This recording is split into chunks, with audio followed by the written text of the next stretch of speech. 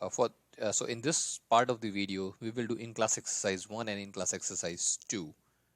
I will give you the approach from the problem statement, and I have the solution which is open on the other side, and I will walk you through this problem and then also through the solution. And I insist that you solve it on your own uh, once you watch the video of this lecture. Okay, so let's begin. So for the in class exercise 1, there are 6 problems, as you can see on the left hand side. Please follow the hand symbol of my PDF when I point things. So this hand symbol, which is right now at figure A of 18.1. So for all these problems, what we need to do is read the problem statement that determine the kinetic energy of 100 kilogram object in all the problems. Okay, so we have studied in part 1 about the kinetic energy and work for rigid bodies. So the equation is for kinetic energy of rigid body. The generalized equation is this, where T is the kinetic energy, which is 1/2 m Vg square, where Vg is the velocity or speed of the mass center of rigid body, plus 1/2 Ig omega square, where Ig is the mass moment of inertia of rigid body about its center of mass, and omega is the angular velocity. So this is the generalized equation. Now if the rigid body is in translation only, then this term will be absent. Then it's only 1/2 mvg square. Second is if rigid body is rotated with respect to its mass center, then only this term is present and not the linear translation energy. But when rigid body is being rotated about point O, or it is in general plane motion, then it has both translation kinetic energy, which is the first part, and the rotational kinetic energy, which is the second part. Okay, so just keep in mind. Now at some point we need to calculate the mass moment of inertia. You will be provided this mass moment of inertia equation sheet in the final exam. In fact, you have already been provided with this in chapter 17. So for most of the problems in our in-class exercise, for now we will mostly working with circular disk. So when a circular disk is being rotated with respect to z-axis that passes through its mass center and perpendicular to the plane of the disk, then its mass moment of inertia can be calculated using this equation 1/2 mr square. Okay, where m is the mass of the disk and r is the radius of the disk, as shown in the figure. And we often, like, for again the second type of problem object rigid body that we will use in today's in class exercise is a slender rod. So this slender rod has total length L with respect to its mass center is at the middle, so which is the center of the mass. So from that point, if the rigid body is being rotated from its mass center either about x or y, then its mass moment of inertia is 1/12 ml square, where L is the total length of the rod, m is the mass of the rod. However, in both the cases, if the rigid body is being rotated with respect to an axis which is parallel to one of the standard axes that passes through mass center, then we need to apply parallel axis theorem. In that case, the mass moment of inertia about any axis which is parallel to either x, y, or z can be calculated using the mass moment of inertia of the axis that passes through center of mass plus md square, where m is mass of the disk and d is the distance between these two parallel axes, the actual axis about which we are calculating mass moment of inertia and the corresponding axis that passes through center of mass. The distance between them is called d. Okay. For circular disk, it's actually, in this example, it's d is same as r, and for this example d depends on which point, like with respect to which this rigid body is being rotated. Okay. So this is a recap of chapter 17 before we do in class exercise. So let's start from here. Okay, let me zoom it so you can see it more properly. So for the first problem, we need to determine, or for all the problems, we need to determine the kinetic energy of 100 kilogram object.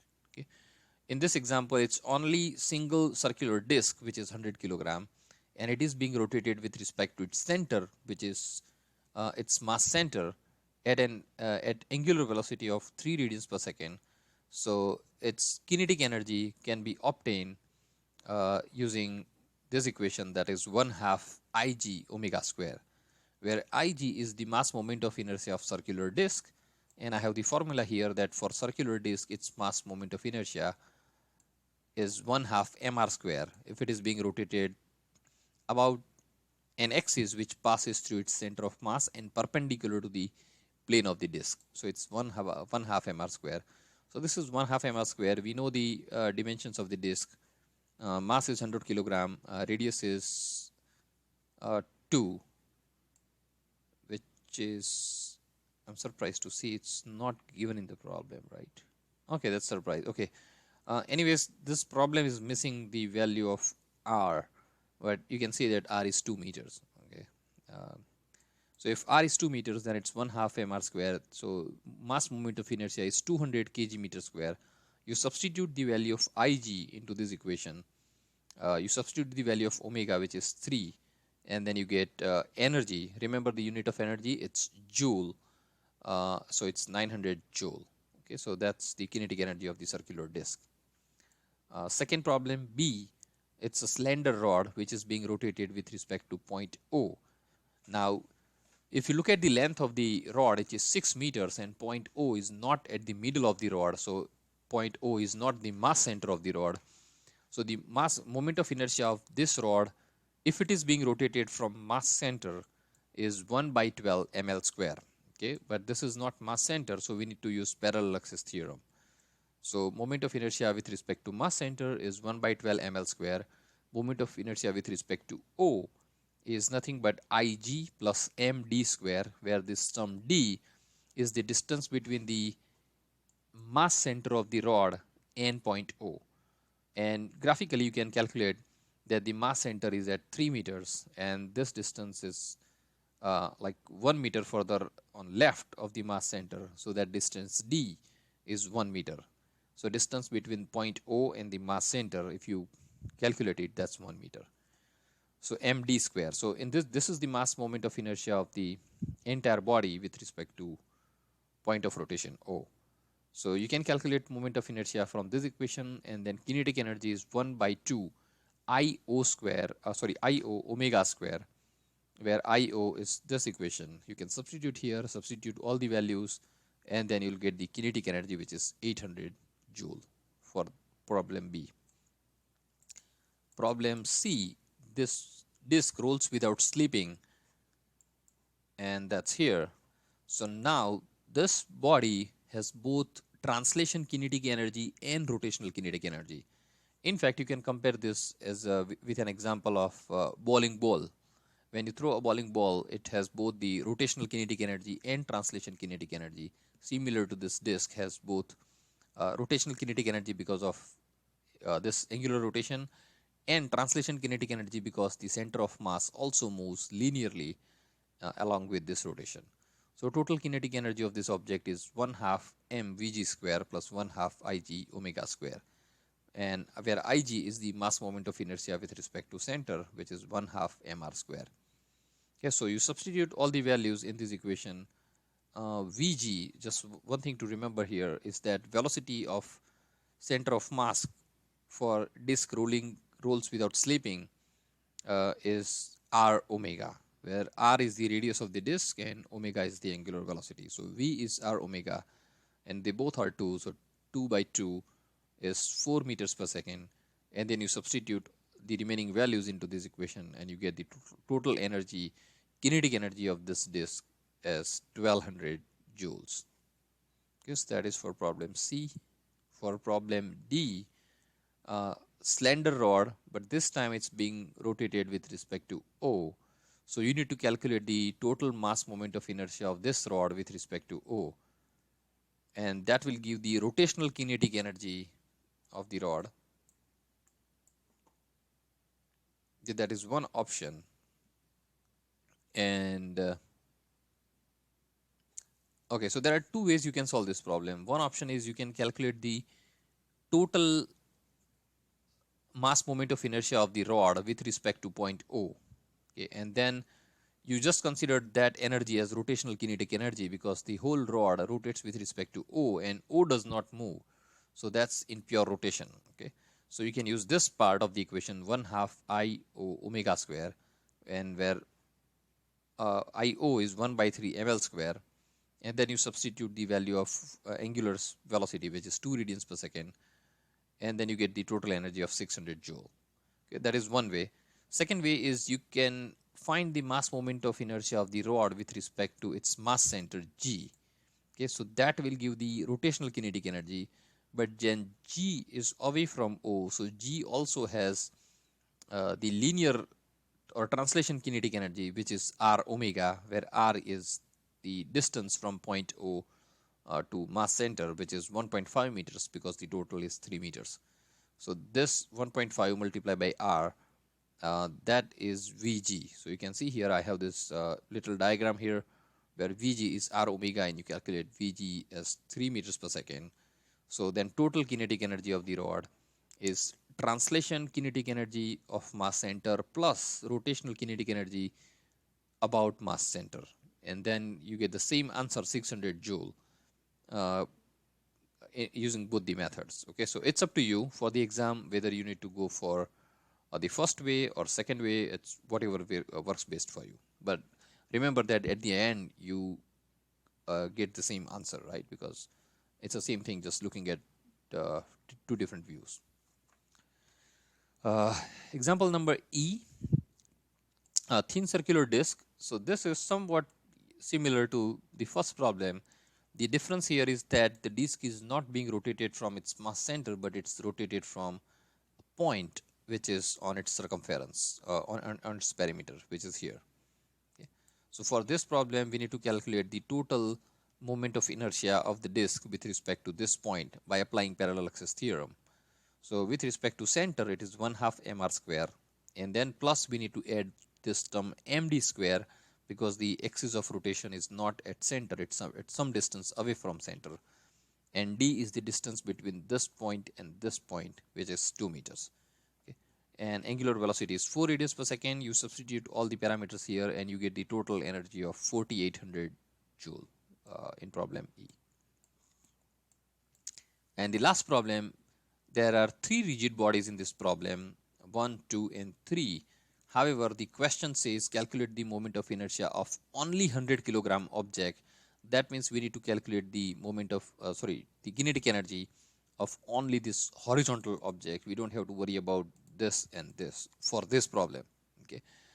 In class exercise 2, there is a similar problem. At that time, we will consider the kinetic energy of all elements, like all 3 rigid bodies.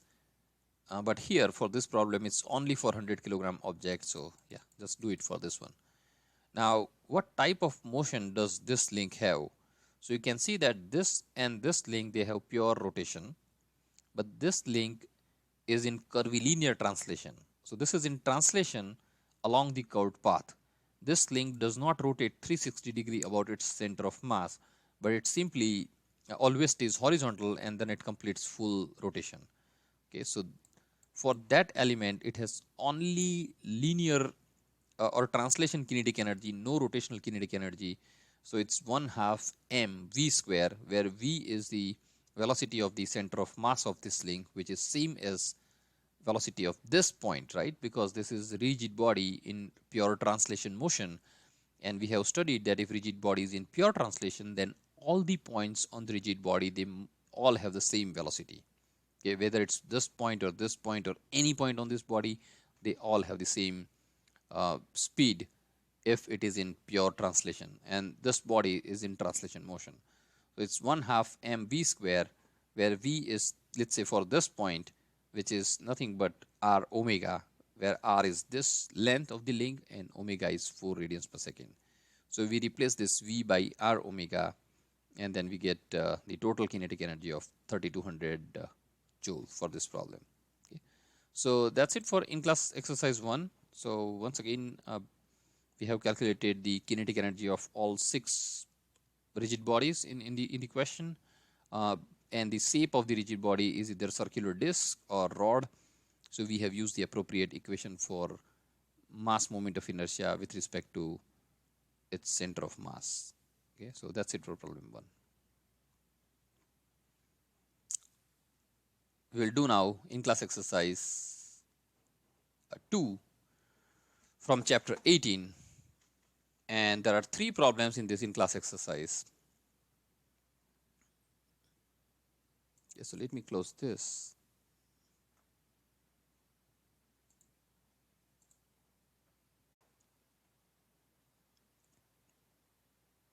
Okay, so chapter 18 in class exercise 2. For all 3 problems, we will apply the equation of work and energy to the rigid bodies, where this is the equation where T1 is the initial kinetic energy of the rigid body, sigma u is the work done by all the forces on rigid body, and T2 is the final kinetic energy of the rigid body. Okay. Now, if in a problem there are more than one rigid bodies, then we need to consider the kinetic energy of all the rigid bodies in both T1 and T2.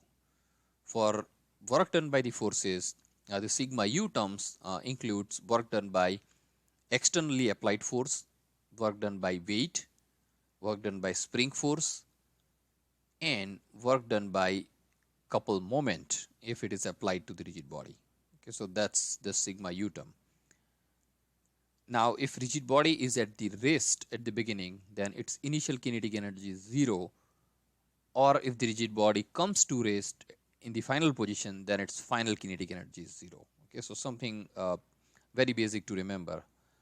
So let's start this problem with the problem number 1. So the 50 kilogram wheel is subjected to a force of 50 newtons. If the wheel starts from rest and rolls without slipping, determine its angular velocity after it has rotated 10 revolutions. The radius of gyration of the wheel about its mass center G is 0.3 meters. So in this problem, this wheel is subjected to this 50 Newton force, which is applied at 30 degrees with respect to horizontal line. And when this force is applied, wheel rolls towards right. So the wheel has both the rotational kinetic energy and translation kinetic energy because it is in general plane motion. And we need to calculate its angular velocity omega after it completes 10 rotations. Okay, so 10 revolutions, sorry, not rotation. So how can we apply this equation to this problem? So it's very simple. What is the initial kinetic energy of the wheel? So the answer is 0 because it says here it's starting from rest. Okay, so this word. So this is 0. Final kinetic energy is this equation, which is 1/2 mvg square plus 1/2 ig omega square, where Vg itself is r omega, okay, where r is the radius of the disk and omega is the angular velocity, and Ig is the mass moment of inertia of the wheel. Now, this is not a solid circular disk. Okay, so if you need to calculate the mass moment of inertia, you cannot apply the equation 1/2 mr square because you need to subtract the moment of inertia of these 4 pockets on the wheel 1, 2, 3, and 4. So that's a complicated math, but you don't have to worry about it because we know the radius of gyration. So that really helps us because if you know the radius of gyration, then moment of inertia about mass center is simply m multiplied by radius of gyration square.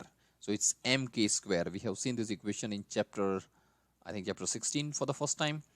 So yeah, in this equation, you substitute the value of mass, which is 50 kilogram. Kg is 0.3 meter square. So it's 0.3 square. And then you get the moment of inertia. Okay. You substitute that here. You convert this Vg into r omega. And then you calculate the total kinetic energy, which is the kinetic energy after 10 rotations. That's fine. So now in this equation, we know T1 term, which is 0. We know how to calculate T2. What about sigma u, work done by forces? Do you think gravity does any work here? So you know that gravity is applied to the center of mass, and center of mass of the rigid body does not change its elevation with respect to ground. So there is no work done by weight because it always stays horizontal. Okay, the wheel does not go up and down, it stays horizontal. So work done by weight is 0, so there is only one force which does work, that is this applied force. But the force is applied at 30 degrees from horizontal. So this force has two components. One is horizontal component, which is P cosine theta, and one is vertical component, that is P sine theta. Now, vertical component is not responsible for translation motion of the wheel, so it does not do any work.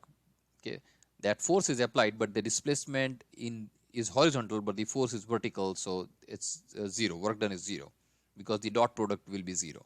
So the only work done is because of the horizontal component of the force, which is 50 cosine 30 degrees. So that's this force, and then it does the work.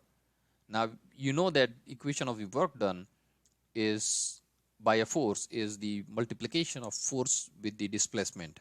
So what is the displacement of the center of mass of the wheel under the effect of this force for 10 revolutions? So when wheel completes one revolution, the distance moved by the center of mass is 2 pi r. Okay, that is the circumference of the circle. So now it completes 10 revolutions. So total displacement is 10 times circumference of the wheel. So it's 10 times 2 pi r. So this displacement multiplied with this force, that is our sigma u term. So now we have everything we know from this problem, and we can look at the solution here on right. So the first step is I have calculated velocity of the center of mass using Rg omega equation, which is 0.4 omega. Then I have the equation of kinetic energy. I have used mk square for mass moment of inertia and r omega for Vg. And then I get the total kinetic energy in terms of omega, which is 6.25 omega square joule. And the displacement is 8 pi, okay, because one rotation is 2 pi, so this is like 2 pi r, and you substitute the value of r as 0.4, and then you will get displacement as 8 pi. So you substitute this into work and energy equation. So initial kinetic energy is 0 plus work done is force multiplied by displacement is equal to final kinetic energy, and from that we can calculate angular velocity after 10 revolutions, which is 13.2 radians per second. Okay, so that is for problem number 1. Let's look at problem number 2. Now, see, you can pause the video and maybe you can spend a little bit more time, or you can replay it if you haven't understood it for the first time, or you can pause the video after each problem and do your handwritten work, do the math yourself, and then proceed with the video. So it's up to you, whatever method is best for your learning. Okay, so this is problem number 18.9. The disk, which has mass of 20 kilogram, is subjected to the couple moment of 2 theta plus 4 Newton meter, which is here, where theta is in radians. Be careful that theta is in radian, it's not in degrees. So if the problem has value of theta in degrees, you need to convert this into radians, and you know that 1 degree is pi by 180 radians. Okay, so if you have whatever degrees you have, you just multiply that with pi by 180 to get equivalent radians. If it starts from rest, I really like this word whenever I see that in the problem, because that is very good information. It helps me solving the problem easily. So starting from rest, determine its angular velocity when it has made 2 revolutions. So wheel rotates subjected to this moment, which is function of theta. Radius is 300 millimeter. We need to convert this into meters, so it's 0.3 meters. And what we need to do in this problem is we are calculating the angular velocity after 2 revolutions. In a way, this problem is somewhat similar to the first problem, where we also calculated final angular velocity. We are doing the same here. We are calculating final angular velocity. So we'll make use of the same equation, T1 plus sigma u is equal to T2. Initial kinetic energy is 0 for this one as well, because it's starting from rest. And the final kinetic energy is 1/2 I o omega square, where the disk rotates about its center of mass, and that is moment of inertia is 1/2 mr square. So this is pretty much straightforward. The only thing is we need to calculate the work done, sigma u term. And in this example, there is only one force or only one element that's doing the work, and that's the externally applied couple moment.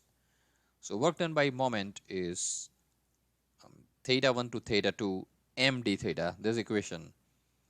You don't have to worry about these equations actually. I also have all these equations on the back page of the in-class exercise. So either you can read them from here or they all are in equation sheet. Okay, so don't worry. So theta 1 to theta 2 m d theta. Now m is 2 theta plus 4 d theta. Now this is one catch here when you substitute the value of theta. So initial angle is 0 because it's starting from rest. But after 2 rotations, how much angle it has traveled, like angular displacement of the disk has occurred. So one revolution is 2 pi radians. Okay, then 2 revolutions is 4 pi radians. Okay, so 1 revolution 2 pi radians, 2 revolutions 4 pi radian. So this angle here, the limit is 0 to 4 pi. Okay, and then you do this integration, which is straightforward. It's function of theta, and integration is with respect to d theta. So you just do this integration, substitute all the values, and calculate the work done, which is also joule. Remember, all the terms in this equation, they are energy of some type. Now this is work done, that's also kind of energy. This is kinetic energy. So they all have unit of joule, that is Newton meter, or if it is FPS system, then it's foot pound. So joule we use only for SI system, Newton meters. So we don't use symbol joule if it is in FPS. At that time we use foot pound. So substitute everything in here. Now only unknown is omega 2. So we can calculate omega 2, which is 21.50 radians per second for this problem. Okay, so I suggest you can again pause the video, try to do it yourself before you proceed to the next problem. So next problem is the last problem of chapter 18 in class exercise. In fact, this is a special problem. This is actually the last problem in the entire syllabus of dynamics. Okay, so now onwards we will have a review class, but that's we have already seen. This is the last problem of dynamics. So let's read the problem statement. The linkage consists of two 6 kilogram rods AB and CD and 20 kilogram bar BD. When theta is 0, link rod AB is rotating with an angular velocity of 2 radians per second. If rod CD is subjected to a couple moment of 30 Newton meter, determine omega at the instant theta is 45 degrees. Okay. So see, remember I told you in class exercise 1 that there is a similar problem which is like in class exercise 1. So there is this problem. So there are 3 rigid bodies in this problem: AB, BD and CD. Link AB and CD, they are in rotation. Link BD is in pure translation. Its system is subjected to external applied couple moment of 30 Newton meter. Now in this problem also we apply the same equation T1 plus sigma is equal to T2. However, for T1 and T2, that is kinetic energy, we need to consider the kinetic energy of all 3 rods. Okay, that is AB, BD and CD, because we have masses of all the rods. So let's start with that. So total kinetic energy of the system is kinetic energy of AB plus BD plus CD. So where kinetic energy of AB and CD is 1/2 I omega square, where I is the moment of inertia of the rod with respect to point of rotation A and with respect to point of rotation C. Now because both the rods, they have the same length, like same dimension, and I think they both have the same masses as well, like 6 kilogram. So the moment of inertia, like the term I, will have the same equation for AB and CD. So it's 1/2 I omega AB square. This is 1/2 I omega CD square. For the center rod BD, it has only translation kinetic energy. this rod does not rotate with respect to its own mass center. Okay, so there is no rotational kinetic energy, it's only translation kinetic energy, which is 1/2 m vg square, where v is r omega. Okay, because all the points on this rod, whether it's point B, point G, or point D, they all have the same vg term.